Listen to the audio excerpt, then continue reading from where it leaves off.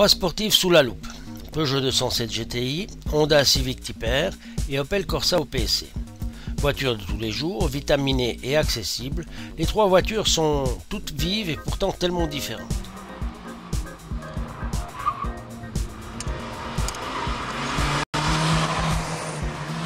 Survol, Peugeot 207 GTI, la plus discrète.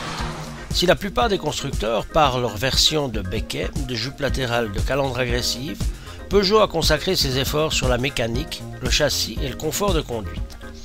Commençons par l'intérieur. Modèle sport dehors, feutré et enveloppant dedans. Deux sièges baquets très enveloppants pour les passagers avant et une banquette arrière prémoulée permettant d'offrir deux places étroites mais supportant une conduite active.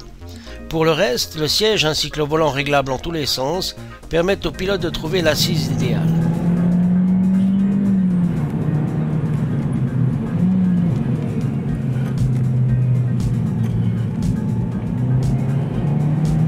Les instruments sont lisibles et l'ensemble est bien assemblé et de bonne facture.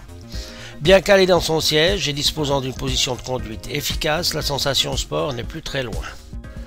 Côté moteur, c'est le plus faible avec ses 175 chevaux, mais paradoxalement il offre le couple le plus important avec 240 Nm dès 1600 tours minute. Développé en collaboration avec BMW, ce moteur à technologie THP équipe déjà la Mini Cooper S. Coupleux, le moteur insuffle à la 207 GTI une plage d'utilisation importante et la montée en régime est constante et efficace. Ce qui fait l'intérêt principal de la 207 GTI se découvre principalement en conduite. L'alliance entre un moteur vivant, un châssis incroyable, une direction précise et des freins puissants permettent de maintenir la 207 GTI à un rythme élevé qui rendrait probablement jaloux quelques sportifs qui ont plus d'apparence que de vigueur. Honda Civic Type R. Contrairement à ses deux collègues, la Civic Type R est un hymne à la construction de moteurs racés. Ici, pas de turbo, tout est dans la mise au point et la recherche du maximum dans un moteur. Le 2 litres VTEC développe maintenant 201 chevaux avec 180 Nm de couple. Même si la puissance est progressive, elle explose littéralement à partir de 5000 tours et ce jusqu'à 8000 tours. Que la musique est belle, le feulement rageur du moteur en haut des tours transmet une réelle sensation de voiture de course. Disponible en version 3 portes, la Type R adopte la même robe que sa sœur à 4 portes. Le côté martien ou manga de la Civic avec ses formes bombées, son visage agressif, son échappement et ses feux triangulaires soutenus par un spoiler important place la Type R dans la catégorie des voitures qui ne passent pas inaperçues.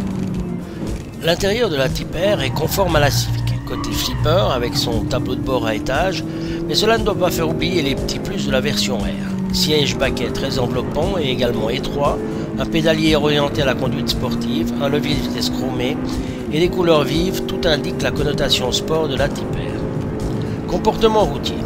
Symbiose étonnante que cette Type R. Presque tranquille jusqu'à 5000 tours, elle se découvre au-dessus. Si en usage de tous les jours, cette dualité est intéressante car la Type R se laisse conduire facilement en ville, elle se métamorphose dès que l'on titille l'accélérateur en direction des 8000. Assistée par une boîte à 6 rapports, la 6e ayant plutôt un caractère économique, des suspensions fermes, un peu trop peut-être pour l'usage quotidien, et une direction précise, la Type R devient presque une vraie bête de course. La musique est belle, les placements précis, les freinages efficaces, tout cela couronne un vrai plaisir de conduite.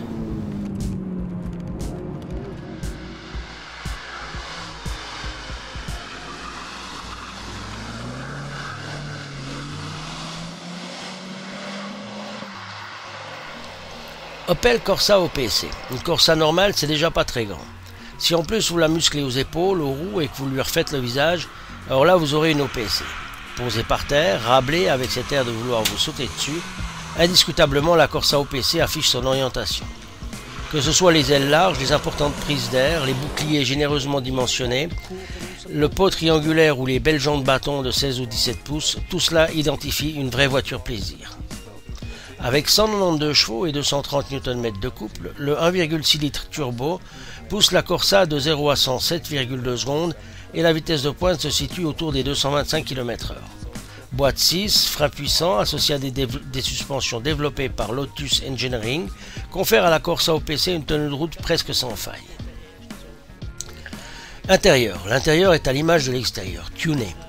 Pas de doute, lorsque l'on ouvre une porte de Corsa OPC, on s'ouvre au monde du sport et du plaisir.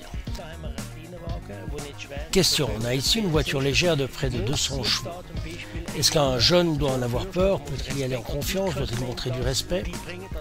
Réponse, bien sûr, il y a l'ESP déclenchable. Mais un jeune devrait bien réfléchir avant de les brancher, car à ce moment-là, on a affaire à une vraie voiture de course. Il n'est pas conseillé à un jeune de 18 ans de débrancher et de se lancer sans autre dans l'ascension d'une montagne, car la voiture requiert une certaine expérience de conduite pour la pousser dans ses retranchements. Donc, prudence recommandée.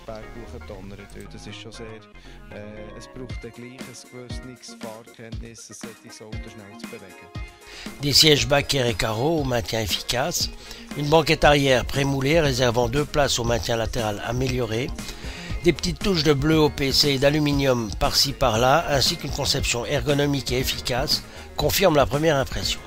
Vite dedans et en avant pour le plaisir et les émotions. Comportement routier. Plaisir pur et sensation. Ici, les opinions divergent. Nos essayeurs, Martin Burki, pilote expérimenté, Jean-Louis Vidal, journaliste auto, ne sont pas d'accord. Pour le premier, les commentaires sont vives, précises, efficaces, rapides et très sportifs. Pour le deuxième, si pour le principal il rejoint l'avis de son collègue, il le nuance en émettant la critique qu'à haute vitesse, la Corsa OPC devient floue. La direction devient légère et les placements ou freinages brutaux presque difficiles. Pour le reste, ils sont d'accord.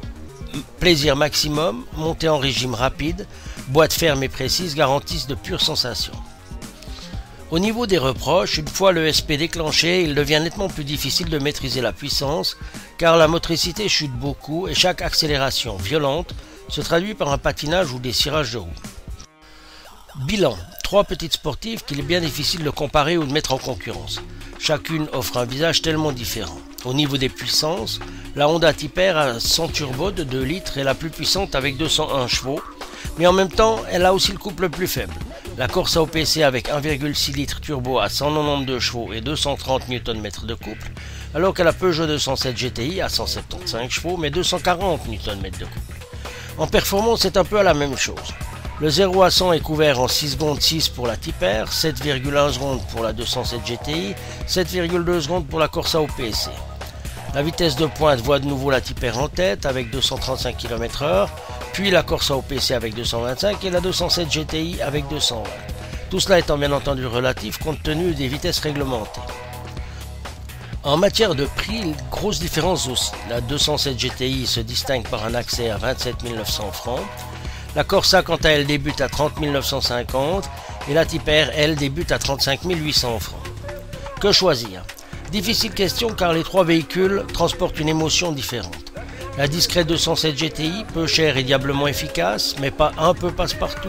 La Corsa OPC compacte et agressive ou la Civic Type-R si proche de l'ambiance course. Le mieux c'est d'aller les découvrir les 3, aller les essayer, puis vous déciderez en fonction de vos envies. Jean-Louis Vidal pour autotop.ch